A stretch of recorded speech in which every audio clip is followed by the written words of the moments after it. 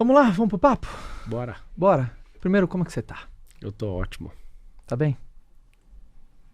Acho Dormindo que quantas horas por noite? essa é a fazer a 7 pergunta. horas e 30 todos os dias. Tá dormindo bem. Desde quando eu mudei meu shape, eu levo a sério esse negócio de dormir. Eu construí tudo que eu construí sem dormir, né? Ah, Dormia 3, 4 horas por dia. É um dos maiores arrependimentos que eu tenho na minha vida. Essa noite especificamente, de ontem pra hoje, eu tava em Barretos, né? uhum. Não consegui dormir no horário, mas eu cheguei e cumpri o horário. Não vou brincar com esse negócio mais de sono, porque um sono perdido hoje, ele não recupera nunca mais. Você nunca mais vai retomar ele. Você vai perder o outro dia, vai perder o desfrute, vai perder o relacionamento com as pessoas, falando que tá recuperando o sono que você perdeu. Exato. Porque o único tempo que você tem é o agora, né? A gente olhando no Cronos, a gente vê o passado, o presente e o futuro, mas o único tempo que a gente tem é o agora. Eu gosto de perguntar para as pessoas assim, Flávio, você planta agora para colher? Aí todo mundo responde, amanhã. Amanhã ninguém nunca colheu, cara, é sempre no agora. Então você sempre ou tá produzindo, desfrutando ou transbordando no agora. E muita gente tá perdendo agora, pondo expectativa total no amanhã, que não vai vir nunca. Ou arrasado com alguma merda que fez na vida, ou a glória que ele teve no passado ele não tem mais. E a pessoa deixa de viver no agora. Acho que uma das coisas mais extraordinárias num ser humano é saber usufruir, desfrutar, governar, viver no agora. Então eu tô bem pra caramba, cara. E nesse agora, você tá com um ritmo de campanha que não deve Sim. ser um ritmo simples, né? Quantas horas por dia você dedica à sua campanha? Full time. O tempo de dormir tá sendo cumprido, mas a fase é mais estratégica agora. Eu não preguei um adesivo em carro nenhum ainda, mas eu sou o cara que tem 3,5 bilhões de marcações numa plataforma chamada TikTok.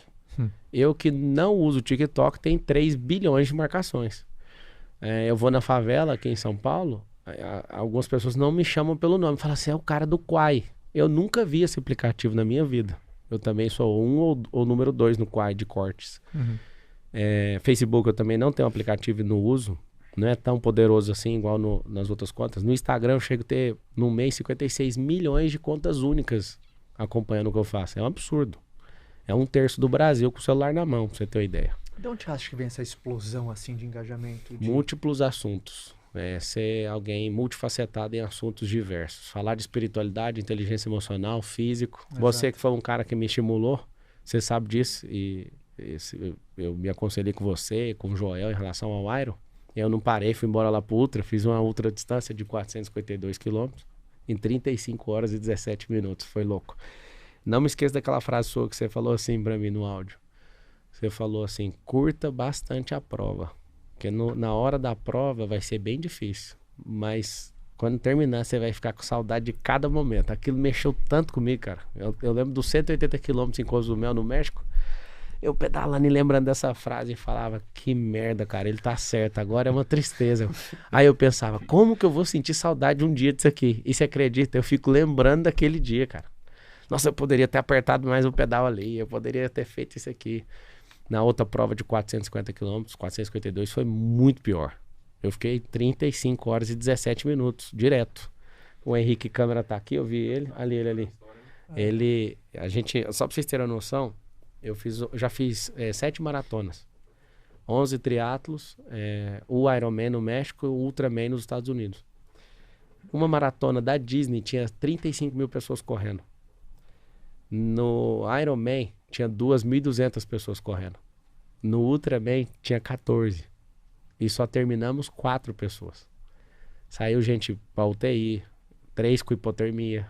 Os outros foram parados pelos médicos. Gente que foi desistindo porque não dava conta. E a gente conseguiu terminar essa prova e foi assustador. 2 do Brasil, eu e o Henrique Câmara, e os outros 2 já tinham feito a prova várias vezes. Ou seja, os únicos iniciantes no Ultraman que conseguiu terminar foi eu e o Henrique.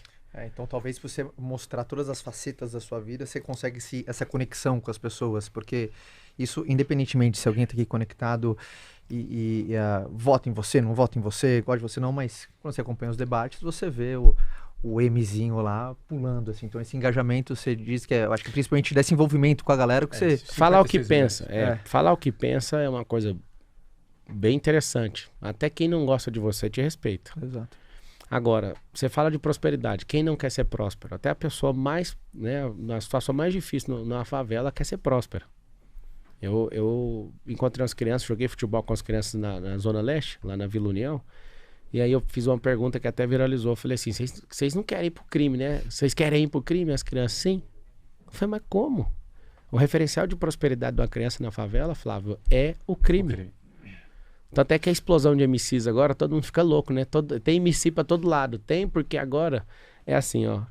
Jogar futebol para as crianças, né, que tem a habilidade. Sim. Eles jogam descalços na terra ali, então vai ganhando habilidade de maneira forçada.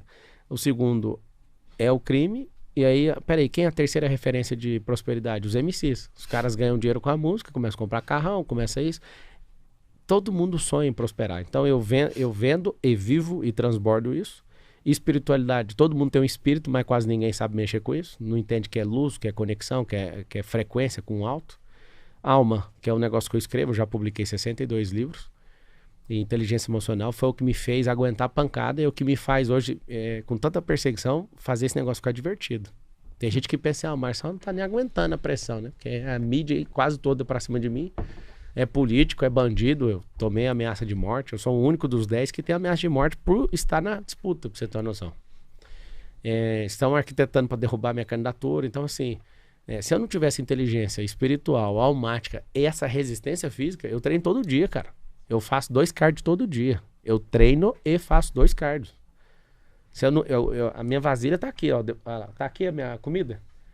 Depois preparei que eu quero mostrar pra galera. Minha janta já tá aqui. Acaba sendo uma terapia, né? Cara, é um negócio assim... Eu consegui adquirir esse hábito, eu não abro mão dele. Esse negócio virou eu. Eu virei o Iron Man. Dali pra frente do Iron Man, eu não comi mais açúcar, cara. Eu repudi esse negócio. Depois do Ultraman, eu falei, cara, eu não vou parar mais de treinar. Por quê? Porque me faltou muito treino. Foi muito dolorido terminar essa prova, cara. Sim. Você nadar 8 km em 3 horas e 53, depois você pedalar 360 km, que é lá de Orlando até em Miami, depois ir até lá naquela ponte do Key West. Só na ponte, na entrada. Você imagina, você pedalar 360 km em 14 horas e depois você ter que terminar uma corrida com a inflamação no seu tendão. Eu tava conseguindo, tava mancando, cara. Eu ainda fiz 84 km de corrida. E consegui terminar a prova. E eu chorava diversas vezes, ficava louco de raiva. Perguntava pro médico, tem risco da ruína, de eu perder o pé, ou eu ter algum problema? Não, cara. Eu falei, esse tendão tá tudo... Mano, doía demais. Eu tive que rasgar tudo, assim, o meu tênis, e puxar daqui e dali, trocar a faixa o tempo inteiro. Até que eu enfaixei de um jeito que o meu pé perdeu o movimento. Eu andava só pisando assim, ó. Sim. Eu falei, o David Goggins correu 400 quilômetros de canela quebrada. O Daniel Oliveira, que é um Ironman que já fez o Double Decker, conhece? Eu patrocino o Daniel Oliveira já nos mundiais. Eu falei, mano, esse cara correu sem um tendão de Aquiles. Ele teve uma queda de bike e esse cara conseguiu correr centenas de quilômetros sem um tendão de Aquiles. Que é isso? Eu tô só com inflamação no tendão, vambora. E aí, cara, consegui terminar essa prova pra mim, mostra pra mim que eu tenho essa resistência. Acho que pra finalizar a resposta, esse tanto de gente gosta de seguir pelo estilo de vida também, pela família. Então, os assuntos, número 1, você cuida do corpo, você cuida da sua alma, você cuida do seu espírito, você cuida da sua esposa, você cuida dos seus filhos, você é uma pessoa próspera, você é alguém influente, você é alguém que fala o que pensa, todo mundo fala, mano, eu quero essa vida. Por mais que a pessoa não goste de alguma coisa que eu tô fazendo, ela fala, não, aquela parte eu gosto, e ela segue por isso. Tem correlação, você acaba gerando uma conexão. Flavião, o que você gostaria de começar perguntando para o... Vamos começar falando da trajetória dele como na empresário. Primeira fase, na nossa primeira fase aqui? Vamos explicar para o pessoal as três etapas que nós vamos passear aqui com ele. Que a gente vai falar sobre a trajetória como empresário, sobre família e sobre a candidatura dele a presidente. Justo. Então começa... Presidente não, olha o ato falho de novo, prefeito. Então, você está precisando de um presidente? Começa, Flavião, parte empresarial. Vamos falar da sua parte empresarial. Muita gente que nos acompanha na internet, que gostaria de empreender, Marçal, tem muita curiosidade e, no fundo, tem uma esperança de entender qual é o caminho que faz a pessoa sair do anonimato, não necessariamente anonimato, mas sair de uma situação de escassez para começar a prosperar.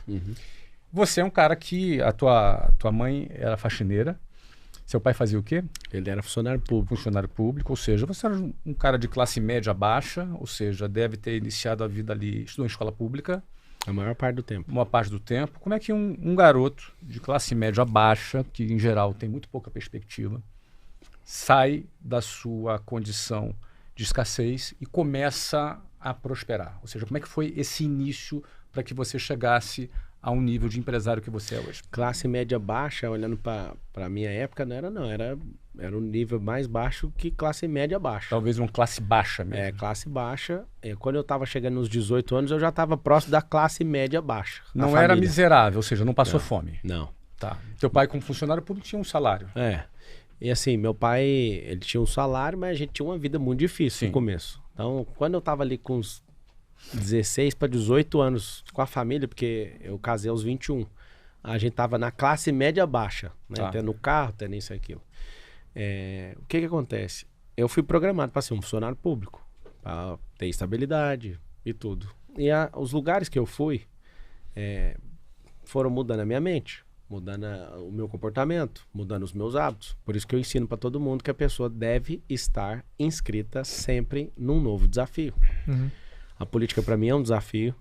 Eu vou vencer esse desafio. Inclusive, eu tô na minha terceira eleição, nunca perdi nenhuma. Olha que curioso. Uhum. A de presidente que eu fiz em 2022 foi cancelada. Foi cancelada, a outra eu você virei no mesmo dia para deputado federal. Foi fui cancelado. eleito primeiro, eleito depois tomaram. Sim. E eu vou ganhar essa. E assim, é arrogante demais. Não é, cara. É porque todo resultado depende do campo de energia.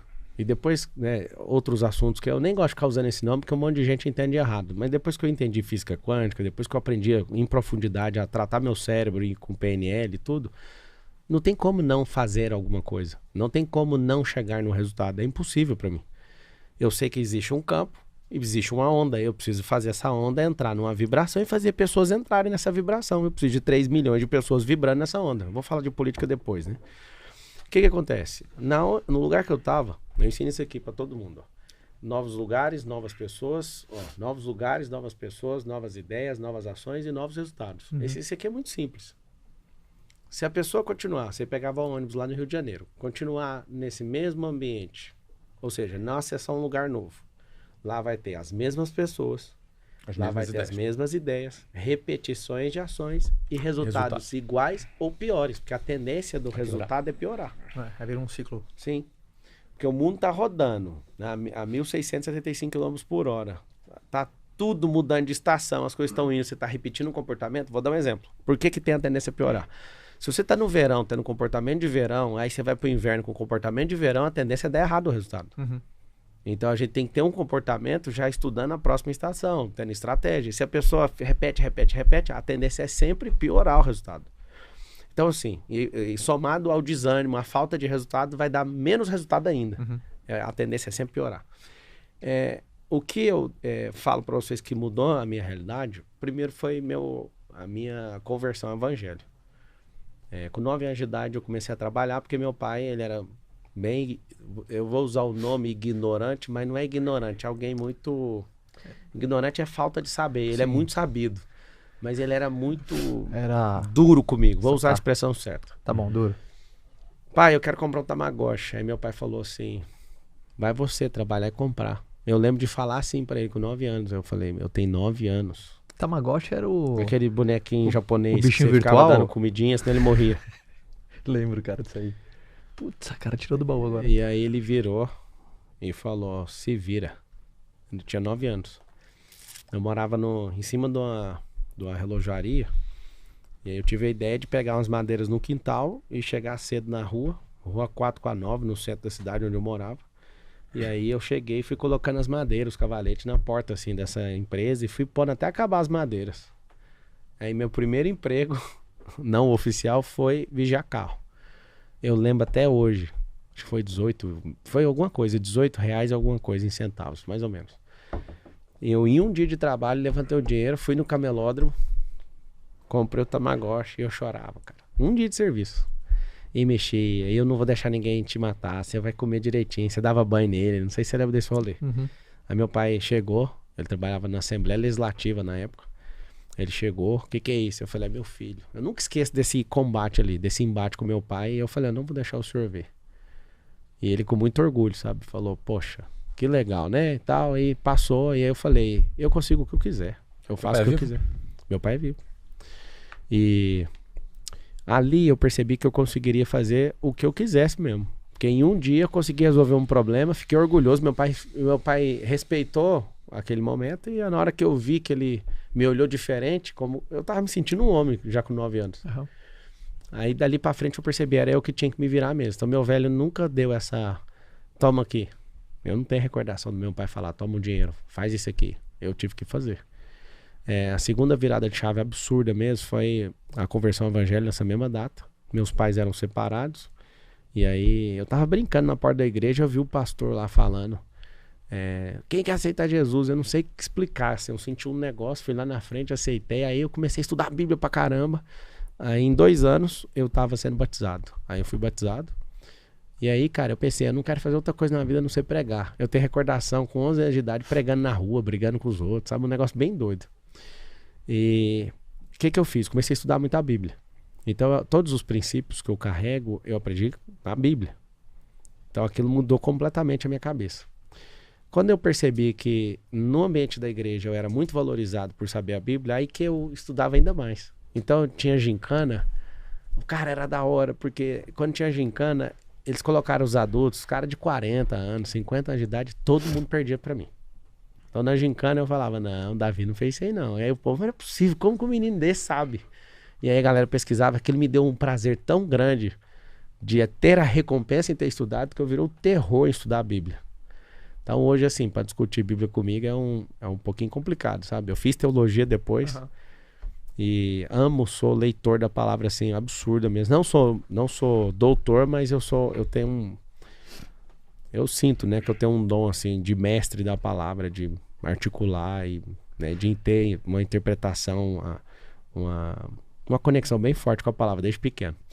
E aí, quando eu percebi que eu era valorizado no ambiente de igreja por saber a Bíblia e combater a galera que não estuda, porque geralmente o cristão ele não lê a Bíblia, né? Ele tem esse problema. Ele ouve a fé cristã, a maior parte dela, no mundo inteiro, é pelo ouvir a pregação do outro, ouvir na música. Tem gente que tem fé pela letra da música, pra você ter uma noção. E não é ruim, não. Só não é consistente. O cristão tem que amar a palavra. Aí eu tava no ambiente empresarial, com 16 anos de idade. Foi quando entrou a Brasil Telecom na sua vida? Não, eu era operador de áudio primeiro. Minha carteira de trabalho, 1º de maio foi assinado, no Dia do Trabalhador, em 2003. Eu fiquei 13 anos dentro do regime de CLT. Não sei explicar até hoje por que eu levei 13 anos para sair disso. Mas foi isso, né? De 2003 a 2016 é a minha entrada, dia 1º de maio de 2003. Você saiu da CLT com qual idade? Foi em 2016... Deixa eu ver. 2016, eu sou de 87. 29. 2016, cara. Levou tempo, 13 anos. Levou, e até hoje eu não sei explicar por que eu fiz isso.